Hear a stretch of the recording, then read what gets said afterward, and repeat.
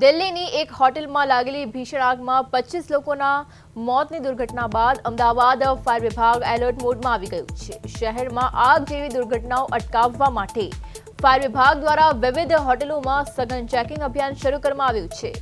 ખાસ કરીને સિંધુ ભવન રોડ પર આવેલી હાઈ-રાઇઝ્ડ હોટેલોને કેન્દ્રમાં રાખીને ફાયર સેફટી સાધનો, ફાયર એનઓસી, બીયુ પરમિશન તેમજ ઇમરજન્સી સુરક્ષા વ્યવસ્થાની ચકાસણી કરવામાં આવી રહી છે।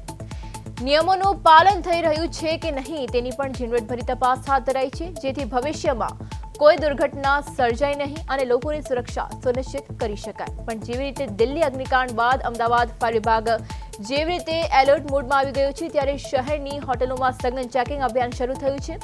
ત્યારે સિંધુ ભવનની હાઈ-રાઇઝ્ડ હોટેલો તંત્રના રડાર પર છે, ત્યારે ફાયર એનઓસી અને બીયુ પરમિશનની તપાસ હાથ ધરાઈ છે અને ફાયર સેફટી નિયમોના પાલન પર તંત્રની નજર રાખવામાં આવી છે।